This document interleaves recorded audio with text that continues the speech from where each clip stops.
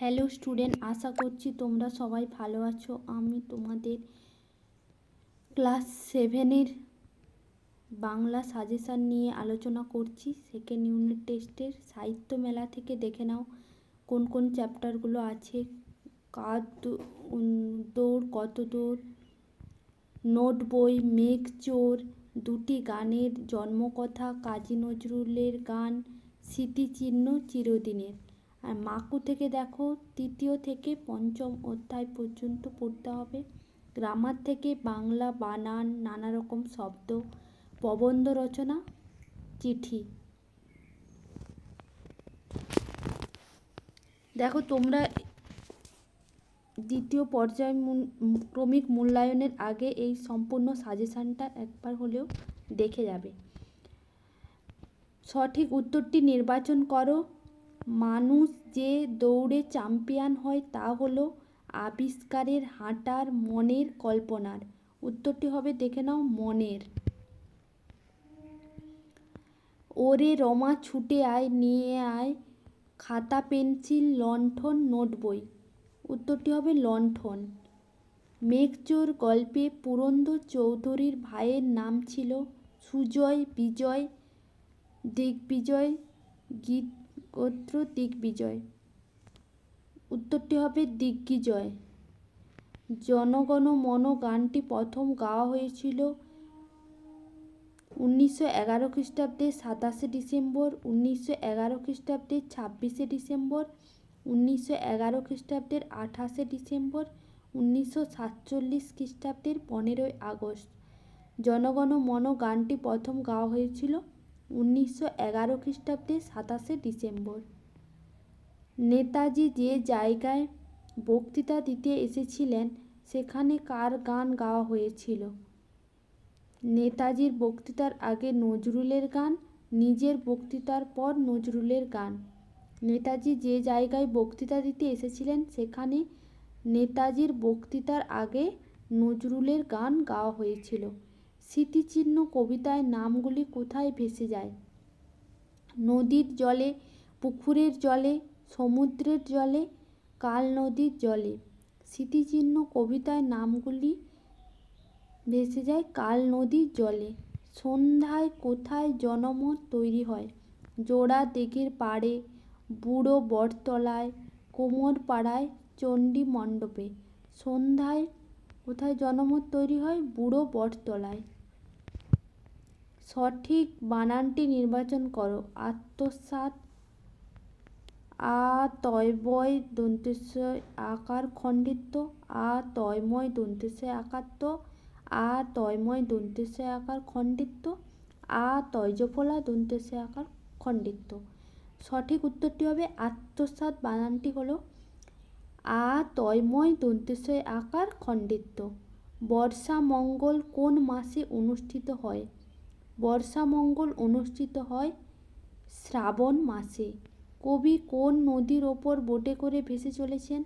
আত্রাই, পদ্মা, শিলাবতী। কবি আত্রাই নদীর ওপর বোটে করে ভেসে চলেছেন।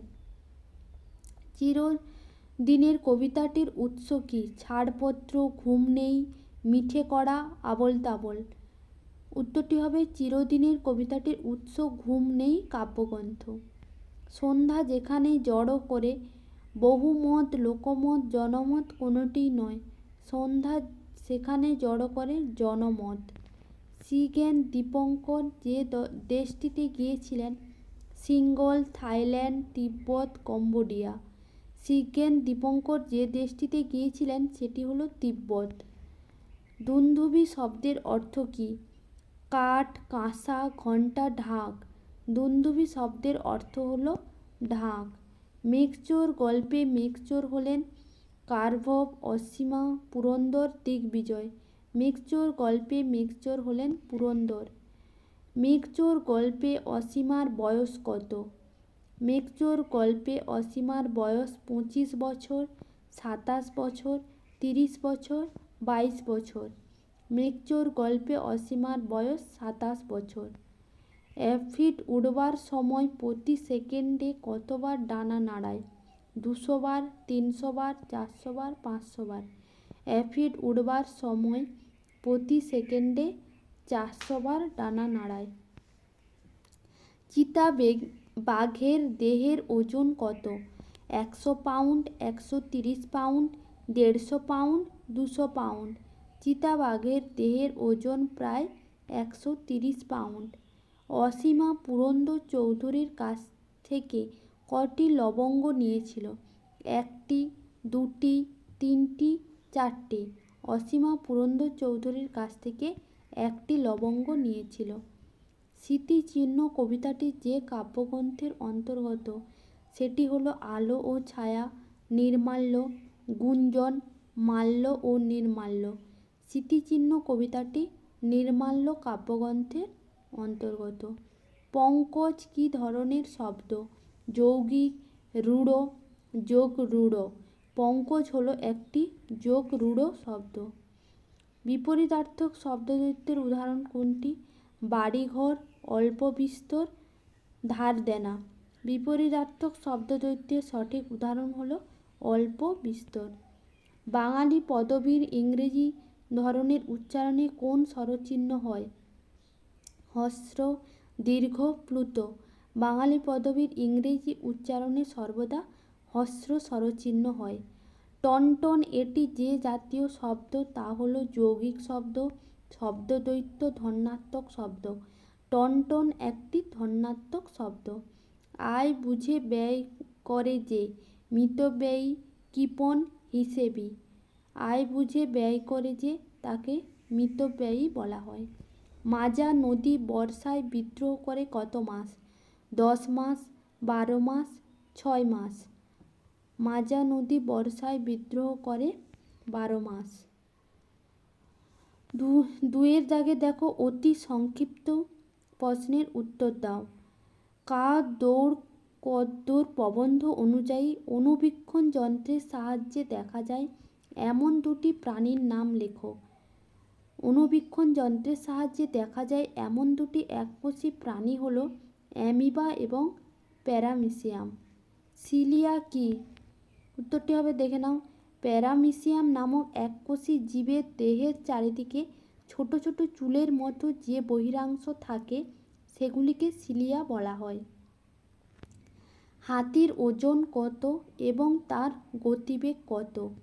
উত্তরটি হবে দেখে নাও। শিবতোষ মুখোপাধ্যায়ের দৌড় কতদূর প্রবন্ধ অনুযায়ী হাতির ওজন হলো 7000 পাউন্ড এবং তার গতিবেগ হলো প্রতি ঘন্টায় 25 মাইল।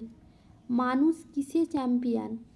মানুষ নিজের মনের গতিবেগের দৌড়ে সারা পৃথিবীর মধ্যে চ্যাম্পিয়ন। শামুক চলে যাওয়ার সময় যে জলীয় চিহ্ন রেখে যায় সেটি আসলে কি?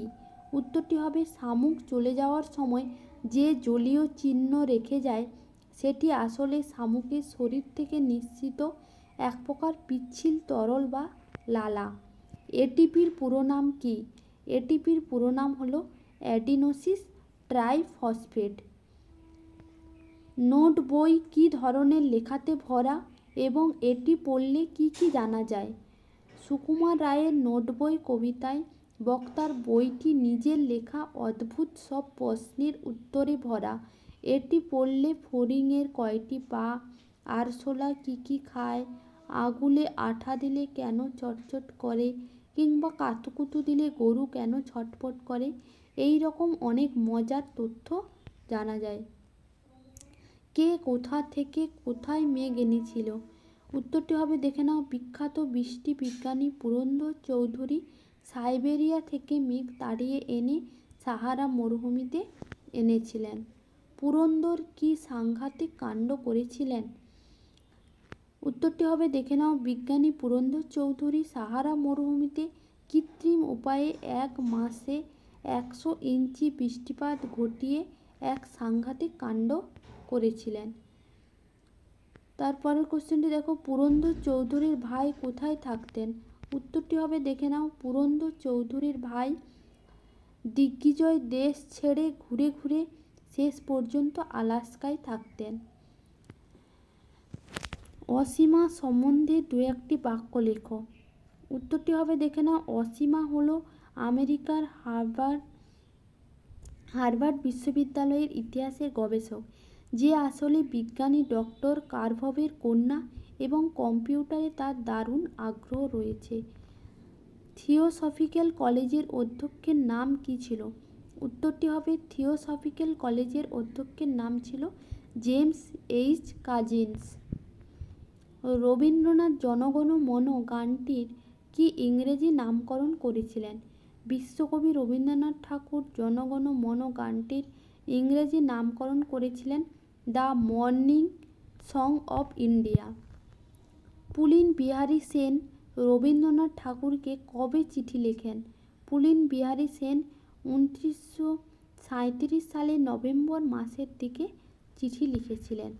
কাজী নজরুল ইসলাম ছাড়া আর কোন মনীষীর নাম কাজী নজরুলের গান পাঠ্যাংশে খুঁজে পেল? এই পাঠ্যাংশে অপর মহান মনীষী নেতাজি সুভাষচন্দ্র বসুর নাম উল্লেখ রয়েছে। রামকুমার চট্টোপাধ্যায় কে ছিলেন?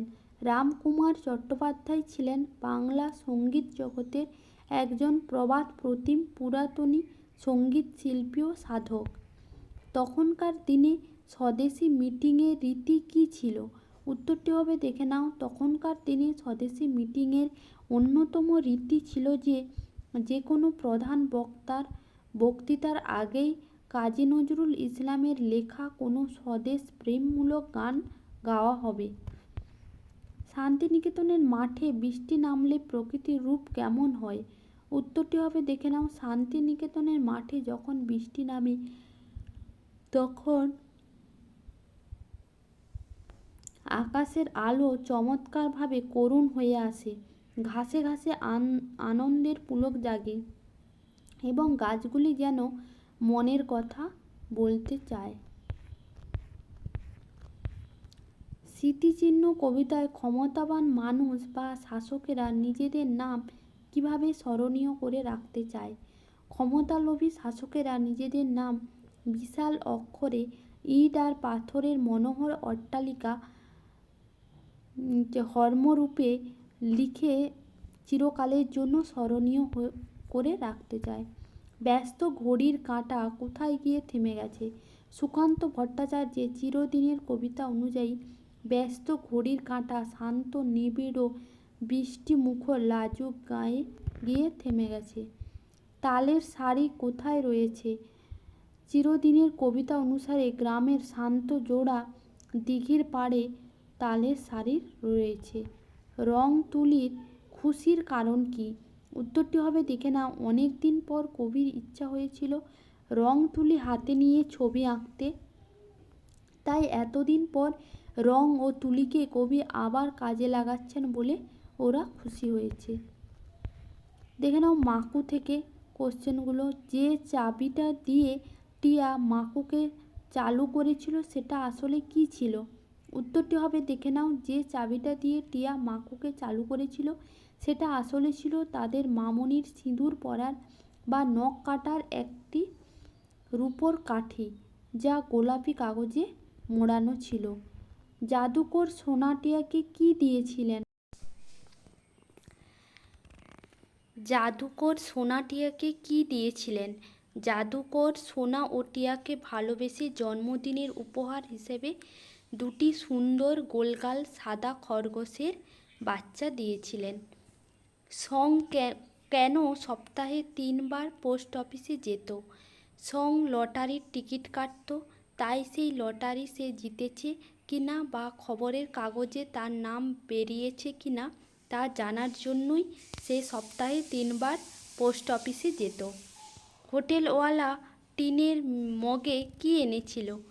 লীলা মজুমদারের মাকু উপন্যাসে হোটেলওয়ালা টিনের মগে করে সোনা ও টিয়ার জন্য জল এনেছিল। কটা বাঁদর টুপি মাথায় দিয়ে উপস্থিত হয়? মাকু উপন্যাসের বিবরণ অনুযায়ী 4টে বাঁদর মাথায় টুপি দিয়ে ঘোড়া হাঁকিয়ে উপস্থিত হয়েছিল। পরীদের রানী দেখতে কেমন ছিল? পরীদের রানীর সুন্দর কালো কালো চোখ, মাথায় সোনালি চুল, পরনে রূপোলি রঙের পোশাক এবং কোমরে জাদুকরের দড়ি জড়ানো ছিল। সরাইখানায় কি কি খাবার পাওয়া যেত? বনের মধ্যে বটতলার ওই সরাইখানায় স্বর্গের শুরুয়া হাত রুটি খাবার হিসেবে পাওয়া যেত। ভাষা চর্চা থেকে দেখো, যৌগিক শব্দ কাকে বলে? যে সমস্ত শব্দের ব্যুৎপত্তিগত অর্থ এবং প্রচলিত ব্যবহারিক অর্থ একই হয় তাদের যৌগিক শব্দ বলে। যেমন কর্তব্য। রূঢ় শব্দ কাকে বলে? উদাহরণ দাও। যে সমস্ত শব্দ প্রত্যয় বা প্রকৃতিগত অর্থ না বুঝিয়ে সমাজে অন্য কোনো বিশেষ ও নির্দিষ্ট অর্থ প্রকাশ করে তাকে রূঢ় শব্দ বলে। যেমন হরিণ বা হস্তি। অর্থগত দিক থেকে শব্দ কত প্রকার? অর্থগত দিক থেকে শব্দ প্রধানত 3 প্রকার, যথা যৌগিক শব্দ, রূঢ় শব্দ এবং যোগ রূঢ় শব্দ। একটি শব্দদ্বৈতের উদাহরণ দাও। একটি শব্দদ্বৈতের উদাহরণ হলো ঝকঝক বা আকাশে আকাশে। 3 দাগে দেখো, ব্যাখ্যাভিত্তিক সংক্ষিপ্ত প্রশ্নের উত্তর দাও। বাইরে চলাটা আসল নয়, লেখকের মতে আসল চলা কোনটি? উত্তরটি হবে, দেখে নাও, শিবতোষ মুখোপাধ্যায়ের কার দৌড় কতদূর প্রবন্ধে লেখকের মতে পা দিয়ে এক জায়গা থেকে অন্য জায়গায় যাওয়াটা আসল চলা নয়। এই পৃথিবীতে সমস্ত চলার মাঝে সবচেয়ে সত্যকারের ও আসল চলা হলো মানুষের নিজের মনের ভেতরের চলা। মানুষের মনের গতিবেগ আলোর গতিবেগের সমান এবং এই দুর্জয় মনকে রথ মানিয়েই মানুষ যুগে যুগে নতুন নতুন ইতিহাস, জ্ঞান ও সভ্যতা আবিষ্কার করেছে। মানুষের মনের এই অবাধ ও স্বাধীন চলাকেই লেখক আসল চলা বলেছেন। অসীমা কেন পুরন্দরকে ফেরিওয়ালা বলে ব্যঙ্গ করেছেন?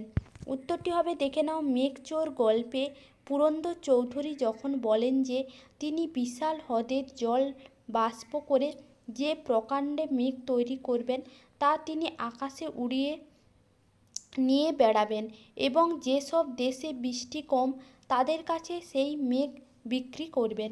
পুরন্দরের সেই মেঘ জমানো এবং দেশ বিদেশে তা নিয়ে ঘোরার অদ্ভুত পরিকল্পনা শুনে অসীমার মনে হয়েছিল পুরন্দর যেন একটা মস্ত মেঘের ঝুলি নিয়ে ফেরিওয়ালার মতো দেশে দেশে বৃষ্টি নেবে বলে ঘুরছেন। এই দৃশ্যটি কল্পনা করেই অসীমা পুরন্দরকে ব্যঙ্গ করেছিল। তুমি একটা স্পাই। কাকে স্পাই বলা হয়েছে এবং কোন পরিস্থিতিতে বক্তার একথা মনে হয়েছে?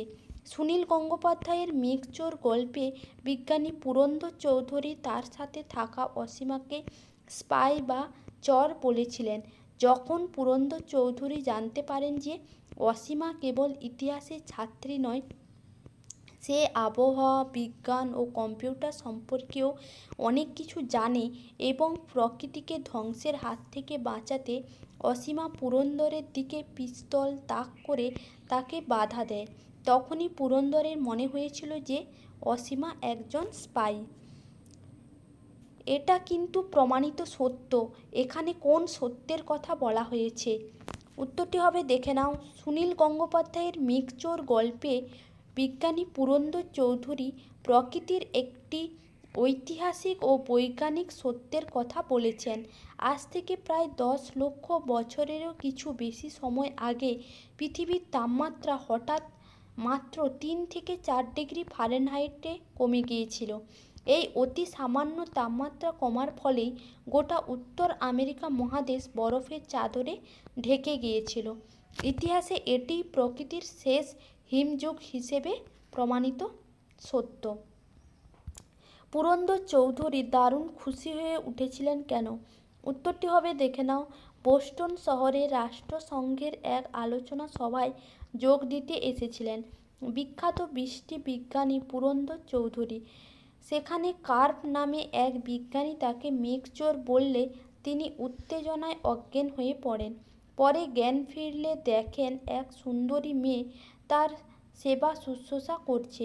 পরে তিনি জানতে পারেন যে সেই মেয়েটি তারই হারিয়ে যাওয়া ভাইয়ের কন্যা অসীমা। বিদেশে এসে এমন অপ্রত্যাশিতভাবে একজন রক্তের সম্পর্কের আত্মীয়কে খুঁজে পেয়ে পুরন্দর চৌধুরী দারুণ খুশি হয়ে উঠেছিলেন। সভা একেবারেই স্তব্ধ হয়ে গেল। কোন সভা? তা স্তব্ধ হয়েছিল কেন? উত্তরটি হবে দেখে নাও। রাজকুমার চট্টোপাধ্যায়ের কাজী নজরুলের গান নামক রচনা থেকে জানা যায়, কলকাতার হেদো পার্কের কাছে সরকার বাগানে নেতাজি সুভাষচন্দ্র বসুর এক রাজনৈতিক সভার আয়োজন করা হয়েছিল। এখানে সেই সভার কথাই বলা হয়েছে। তৎকালীন স্বদেশী মিটিংয়ের নিয়ম অনুযায়ী নেতাজির বক্তৃতার আগে কবি কাজী নজরুল ইসলামকে গান গাওয়ার অনুরোধ করা হয়। নজরুল যখন তার সেই উদ্দীপনাময় ও স্বদেশপ্রেমে ভরা গানটি গাইতে শুরু করলেন, তখন তার কণ্ঠের অসাধারণ তেজ ও গানের গভীরভাবে মুগ্ধ হয়ে পুরো সভা একেবারে স্তব্ধ বা নিশ্চুপ হয়ে গিয়েছিল। কলকাতা শহরটা আমি মোটেই পছন্দ করি না। কবির এই অপছন্দের কারণ কি? উত্তরটি হবে দেখে নাও। রবীন্দ্রনাথ ঠাকুরের ভানু সিংহের পত্রাবলী থেকে জানা যায়, কবির কাছে কলকাতা শহরটাকে ইট কাঠের তৈরি একটা মস্ত বড় নিষ্ঠুর জন্তুর মতো মনে হয়, যে তাকে যেন আস্ত গিলে ফেলেছে। বিশেষ করে এখানকার বর্ষাকাল কবির একদম পছন্দ নয়। কলকাতায় যখন বৃষ্টি হয় তখন মেঘলা আকাশে নতুন বর্ষা বাড়ির ছাদে ঠোকর খেতে খেতে খোঁড়া হয়ে পড়ে। তার মধ্যে শান্তিনিকেতনের মতো কোনো উন্মুক্ত প্রকৃতি, সবুজ রঙের সৌন্দর্য বা আনন্দের নাচ গান থাকে না। এই যান্ত্রিক ও প্রাণহীন পরিবেশের কারণেই কবি কলকাতা শহরকে পছন্দ করতেন না। কাল থেকে মনে মোর লেগে আছে খটকা। কবিকে কোন বিষয়ে তার মনে খটকা লেগে আছে, কথক কিভাবে? উত্তরটি জানাবেন। উত্তরটি হবে দেখে নাও। সুকুমার রায়ের নোট বই কবিতার শিশু বক্তাটির মনে একটি মজার বিষয়ে খটকা লেগে আছে। তার খটকাটি হলো, আমরা যে মিষ্টি ও সুস্বাদু ঝোলা গুড় খাই, তা আসলে কি দিয়ে তৈরি হয়? এটি তৈরি করতে সাবান ব্যবহার করা হয় নাকি বাজি পটকা ব্যবহার করা হয়? কথক ঠিক করেছিলেন যে তিনি তার মেজদাকে বারবার খুঁচিয়ে বা বিরক্ত করে এই প্রশ্নগুলোর সঠিক উত্তর জেনে নেবেন। স্মৃতিচিহ্ন কবিতায় সাম্রাজ্যলোভী শাসকদের মূঢ় এবং ব্যর্থ মনস্কাম বলার কারণ কি? উত্তরটি হবে দেখে নাও। কামিনী রায়ের স্মৃতিচিহ্ন কবিতায় যেসব সাম্রাজ্যলোভী রাজারা ভেবেছিলেন যে বিশাল ও সুন্দর অট্টালিকা বানিয়ে ইট পাথরের বুকে নিজেদের নাম খোদাই করে রেখে তারা পৃথিবীতে চিরস্মরণীয় হয়ে থাকবেন, কবি তাদের মূঢ় বা বোকা এবং ব্যর্থ মনস্কাম বলেছেন। কারণ সময়ের অমোঘ নিয়মে সেই সব পাথরের প্রাসাদ একদিন মাটিতে ভেঙে পড়ে ধুলোয় মিশে যায় এবং তাদের নাম ইতিহাস থেকে সম্পূর্ণ মুছে যায়। যারা কেবল পাথরের অহংকারে স্মৃতি ধরে রাখতে চায়, তারা কাল নদীর স্রোতে ভেসে যায়। প্রস্তর ঘষেছে ভূমে প্রস্তরের পরে। উক্তিটির তাৎপর্য লেখো। উত্তরটি হবে দেখে নাও। কামিনী রায় রচিত স্মৃতিচিহ্ন কবিতায় একদল ক্ষমতাশালী মানুষ নিজেদের নাম চিরকাল মনে রাখার জন্য বড় বড় ইটের আর পাথরের সৌধ তৈরি করেছিল। কিন্তু কালের নিয়মে সেই ইট পাথরের সৌধ আজ ভেঙে পড়েছে এবং একটি পাথরের উপর আরেকটি পাথর ঘষে পড়ে চারিদিকে শুধু ভগ্ন স্তূপের সৃষ্টি হয়েছে। মহাকালের কাছে মানুষের অহংকার যে কতটা তুচ্ছ, এই লাইনটির মাধ্যমেই কবি সেটা বুঝিয়েছেন। মানুষ কিভাবে নিজের স্মৃতি ধরে রাখতে পারে?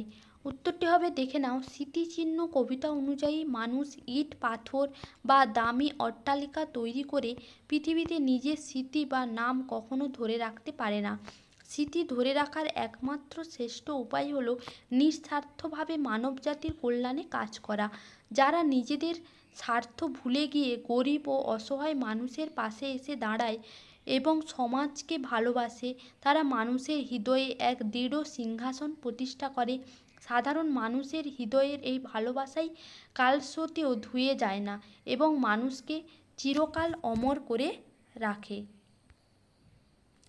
ঠাকুমা গল্প শোনায় যে নাতনিকে, ঠাকুরমা কখন এবং কী গল্প শোনায়?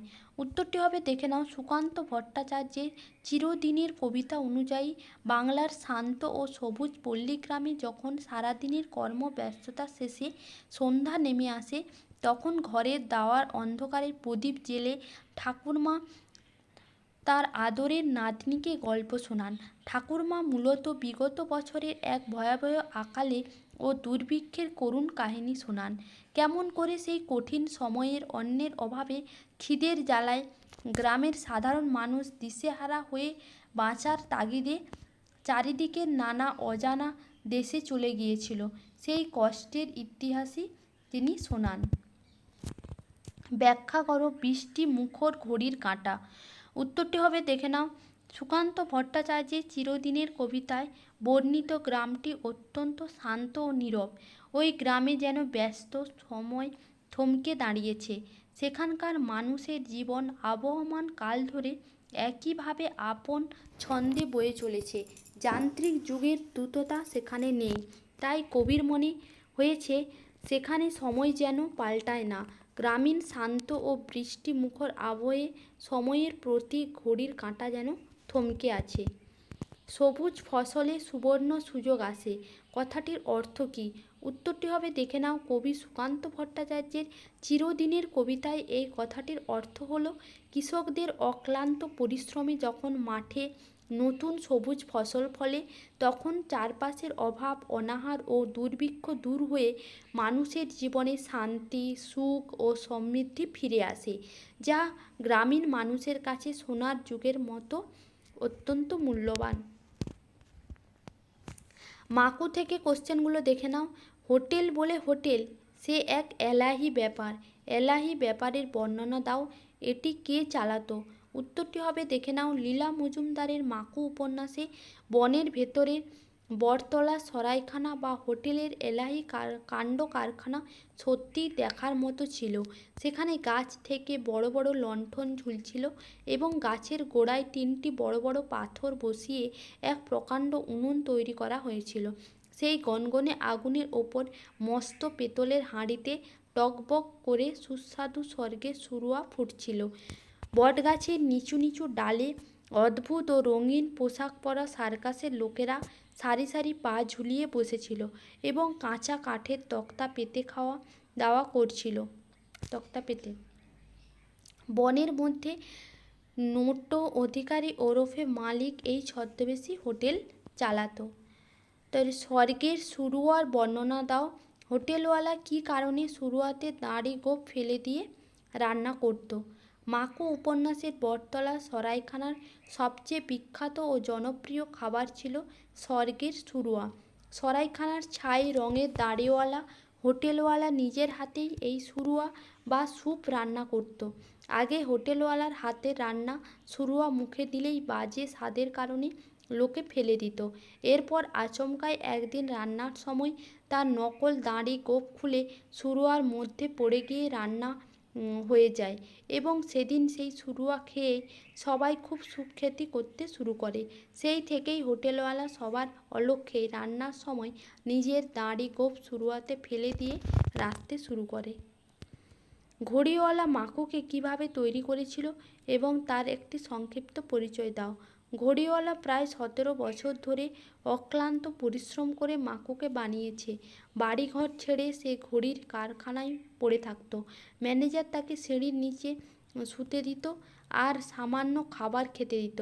সে রাত জেগে জেগে গোডাউন থেকেই সব বিলিতি ঘড়ির কলকবজা খুলে নিয়ে মাকুকে নিখুঁতভাবে বানিয়েছে। সে সব কাজ করতে পারে। সার্কাসের লোকেরা কালিয়ার বনে আশ্রয় নিয়েছিল কেন? উত্তরটি হবে দেখে নাও সার্কাসের অধিকারী মশাই ও তার সার্কাসের জন্য নতুন তাঁবু ঝাড়বাতি ও সকলের জন্য নতুন পোশাক বানিয়েছিলেন, কিন্তু খেলা শুরু হওয়ার আগেই তিনি পাওনাদারদের জিনিসের দাম না মিটিয়েই পালিয়ে যান।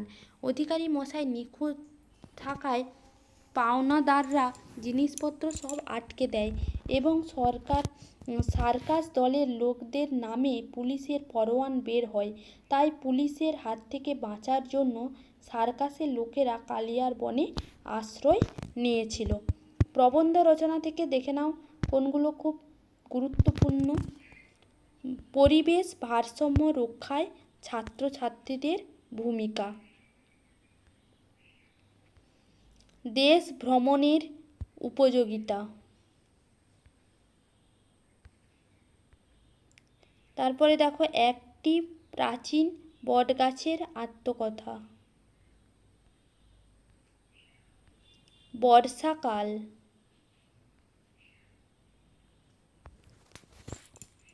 আজকে এখান পর্যন্তই, আবার তোমাদের সাথে দেখা হবে পরের ক্লাসে। তোমরা সবাই ভালো থেকো। আমার জ্ঞানের আলো চ্যানেলটিকে লাইক, কমেন্ট, শেয়ার, সাবস্ক্রাইব করতে ভুলো না।